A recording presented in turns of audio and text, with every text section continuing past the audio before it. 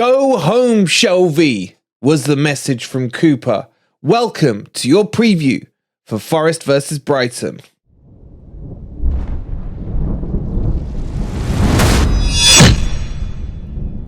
Forest Fan TV have teamed up with our good friend Surfshark to bring you a whopping 83% off their VPN service. And on top of that, an extra 3 months completely for free. So are you looking to use IPTV, maybe watching football on there? If you're abroad from the UK, are you looking to watch Sky Sports YouTube to catch the goals on a Saturday afternoon?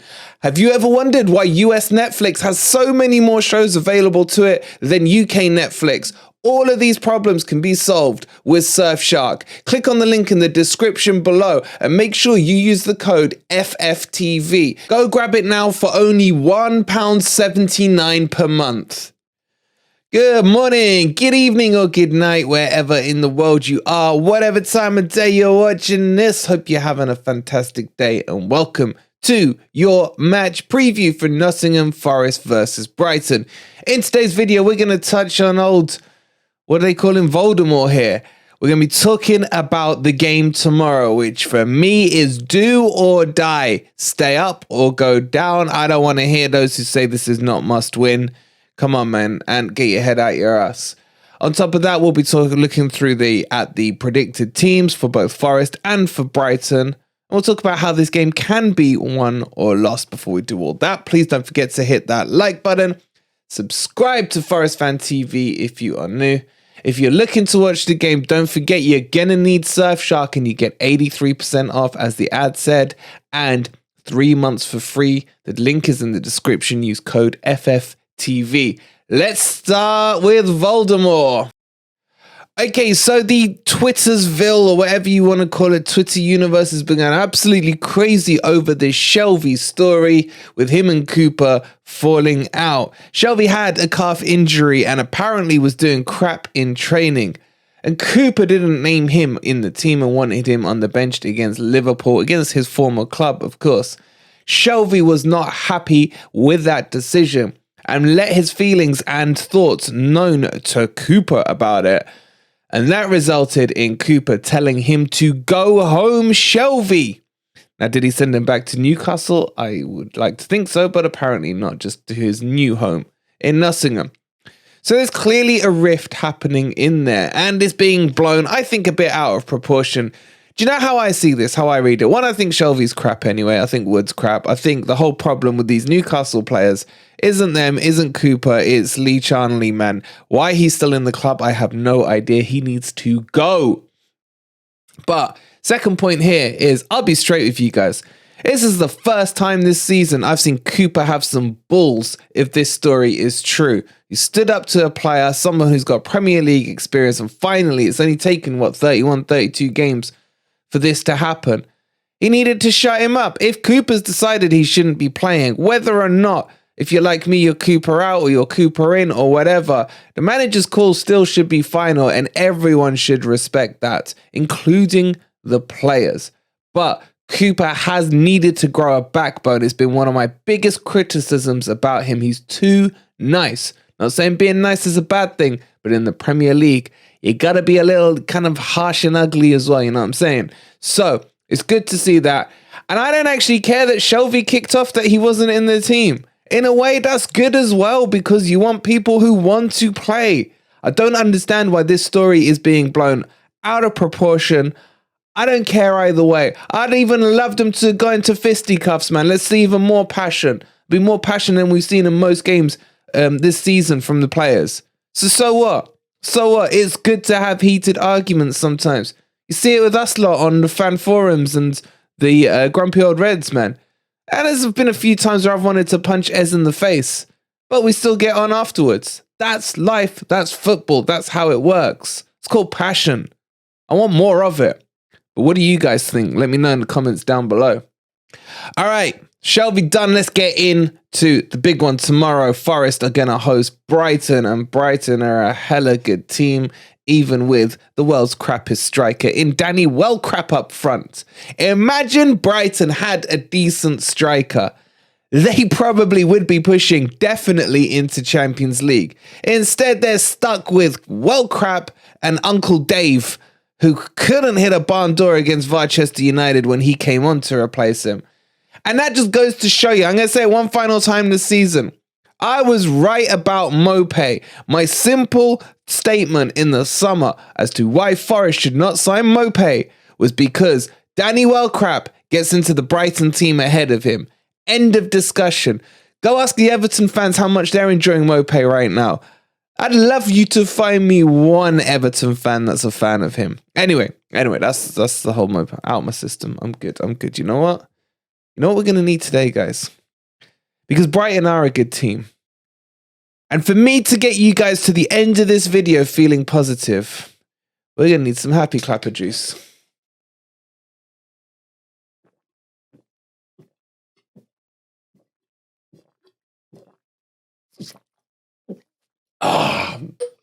Getting a lot of happy clapper juice. That was probably too much happy clapper. It's going to my head. We're going to win. Anyway, let's have a look at the predicted teams. Okay, so everyone seems to think Forest are going to win this one. Now I've had some happy clappy juice in me. I'm probably going to agree until it wears off. It only lasts about 5 minutes. Make sure you keep topping yourself up. I can't see Forest going to a back four. I would love Forest to go to a back four because it would mean that Worrell doesn't get into the team. Now, don't get me wrong, Worrell wasn't the worst player against Liverpool. In fact, not many players were bad against Liverpool. But the bottom line is, we still lost. You can have the greatest performance of your lives, all 11 of you, or 15 of you, however many subs happen. At this stage of the season, screw performance. It's all about points. I will take 3 points against Brighton with a crappy own goal, with a Danny Welcrap bicycle kick into the back of his own net, deflecting off 40 people, hitting the corner flag, coming off the linesman's asshole, and then dribbling into the net. That would be my goal of the season. That would. Just give me the damn 3 points. Are we going to get it? I don't know. Is Cooper going to go to a back four? He should. Will he? No. He's going to look at those performances against Liverpool, against, I can't even remember the game before. Manchester United. And he's going to think that he's seen something in this back five, that he's seen more solidarity. Happy clapper juice, man. Solidness, the word I'm looking for. More solidness. And in a way, he's right. But in a way, as always, he's wrong. Because we have to go for the win. This is not a let's try and get 1 point and see how that helps us in the table. 1 point keeps us where we are in the relegation zone. Now, the other thing that is really important is the strategy he's going to deploy. Now, I grant you this is Brighton. I grant you they're a good team, but they're not that lethal up front and compared to some other teams. The respect level can't be shown to Brighton as if they're a Man City or an Arsenal. There has to be some balls.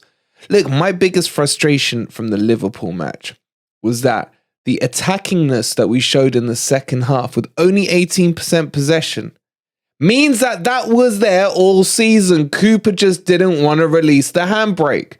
So that should prove to everyone that this team has enough within them to attack. Obviously, they ain't got enough within them to defend a set piece. My God, that was appalling. But that's in the past. The point here now is we have to attack Brighton. And to attack them properly, you're going to need a back four. Because that will also allow Johnson back onto the pitch. I think this is going to be Cooper's biggest headache.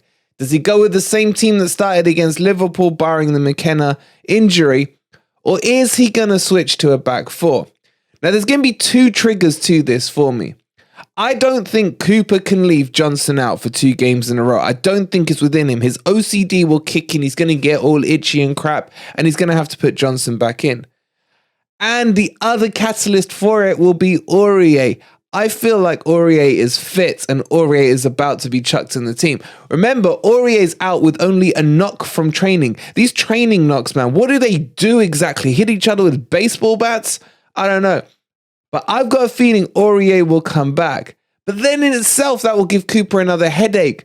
With the likes of Nico Williams actually playing decent for once in a back five, where he's been released higher up as a right wing back. So the headaches are there for Cooper to have. But I think Jono will trump Nico Williams. The one thing he can't do is go into a back four and think Nico Williams will be secure at right back. That would worry me big time. So I personally think Cooper will stick with the team that started, with Worrell stepping in for McKenna. That happened against Liverpool. Now, could Freuler be dropped? Yes. For who?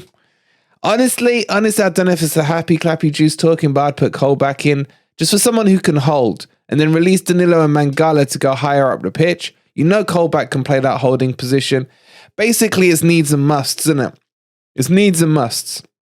And at the moment, needs are that we need a player who can hold the ball deep in the half and do nothing but tackle and do all that crap. And for me, Freuler isn't it. So when you look at the bench and you look at the whole next man up, technically the next man up is Colback, because Shelvey sure as hell isn't getting put back in the team. I mean, if he does, bloody hell, Cooper's soft. But anyway, that's my thoughts on the Forest team. I think he'll go with that, but the Jono headache's probably going to be too big for him and he will crack and put him back in. Let me know what you guys think. Let's have a look at the Brighton team. Okay, with the Brighton team, it's sad to report that Danny Welcrap looks like he's picked up a knock, and that for me is the biggest disappointment, both from the Forest team and the Brighton team. I would love Welcrap to be playing, but instead it's probably going to be Uncle Dave up front, and he is utter garbage as well. Again, use the same Mopay logic. If he can't get in ahead of Danny Welcrap, tells you all you need to know about number 21, Uncle Dave. It's the rest of the team that does worry me, man. The likes of Mitoma, who is absolute quality. Where do they find these players from, man? Seriously. They find these players under rocks and crap. And we're here bringing in the likes of Lingard. My God, give me strength, man. They get Marsh in, man. No one had heard of him before Brighton. And we get Chris Deadwood in. God damn it. They bring in McAllister. Who ever heard of an Argentinian called McAllister, man? That name's from my brethren back up north in Scotland, man. McAllister. Yet he's Argentinian? World Cup winner? Playing for Brighton? And we get Voldemort? Unbelievable. And then Caicedo, man. Caicedo. They get rid of Basuma, who they knew was going crap this season when he went to Spurs. They pulled Spurs' pants down with that, and they bring in Caicedo, who was on like 30 quid a week. 30 quid a week! And he's now worth like 600 million, and Arsenal and everyone else want him. It's crazy. And then their left back is unreal. He was linked to Forest in the summer. He was close to coming. Now, I love Lodi, but Lodi probably won't be staying. But this guy's a great left back. He's a great left back. Even their centre backs who are crappy and slow still play well, man. This is a well-grafted team. Now, it's a team that does the 4-2-3-1. This is what they did against Manchester United in the Cup. But they can also play in a 3-back as well. And, you know, don't forget, they have our greatest striker of all time in their midst, man. Big shout out for my boy, I forgot his name now. Colwell. Why have I forgot his name, man? He put us into the Premier League last season.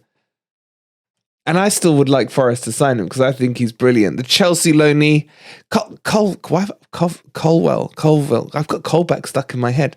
Anyway, this is the team I think they will go with. Now, loads of people are like, yeah, man, Brighton had to play 120 minutes. They're going to be knackered. I'll be surprised if they can make it onto the pitch on Wednesday. Come on, guys, man. This is football, man. This is football. An extra 30 minutes on a pitch and you think they're dead? Come on, man. This isn't the Forest medical staff that are looking after these guys. They're going to be sharp and they're going to be ready. I actually hold the opposite viewpoint. I would have loved Brighton to have got to the final because I would have thought they would have done in Newcastle.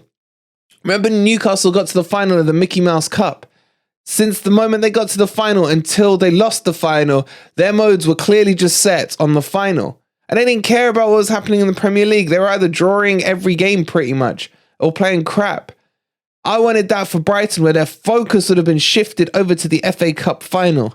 But no, now they have nothing to play for cup-wise apart from pushing higher up into Europe. Therefore, their minds will be focused. So get that mindset out of your head. This ain't going to be a come in here, guys. Let's give you a little rub down here. Give us the 3 points. Thanks for it. It's not going to happen. And I guarantee you Cooper's going to play low block in the first half. We'll come on to the tactics in a second. But joking aside, it's a cracking team. Apart from their striker, who obviously I've now jinxed and obviously is going to score a hat-trick. Our best chance, really, is pace against the likes of Webster and Cohen and Dunkin' Donuts at the back. They're slow, they're crappy. They're not crappy, but you know, I'm just giving hope. It's the happy clappy juice. Okay, so what do I think is going to happen? How's this one going to pan out? I think this will be Cooper's tactics. It's becoming so easy to read. He's going to go with his usual low block football. We may not see the low block of the low block of the low block. It may just be the low block of the low block at home. And I think he's going to play that out till half time. And that's where Cooper's plan lies. It's like a binary question. Are we winning, yes or no, at half time? If the answer is yes, or are we not losing, sorry, would be the question. If the answer is yes, carry on. If the answer is no, it's still carry on. And things will carry on until the 60th or 70th minute. And then he will roll the dice because he will then ask himself another binary question. Are we still losing by the same amount, or are we losing by more, or how have we got ourselves back into the game? Based on those questions, he will either look on the bench and just select every person who has some form of attackingness in them and chuck them all on. If we are winning, he will look at the bench and he will look for anyone who has any defensiveness in them and chuck them all on and go to like a 9-back. So that will be Cooper's tactics. So it really depends where we are at half time. Are we winning, losing, or drawing? In Cooper's mind, the ideal scenario is it's either still 0-0 or we've nicked a 1-0 on a counter-attack. That's what he would want. If we see that, the second half will be even further low block. He's not going to go out and try and push for a second goal. He's going to desperately hold on to what he's got. So from the Brighton perspective, they need to score a goal or two in the first half because that will throw Cooper, because that may actually force Cooper to open up even further. Now, what we saw in the Liverpool match was a complete break from the norm. We saw that the players went aggressive when we went 1-0 behind, got the goal, and then it turned into a basketball match with pathetic defending from set pieces. Will that happen again tomorrow night under the lights at the world famous? We will have to wait and see. What's my prediction for this game? It's going to be 2-0 to Brighton. Wait, hold on.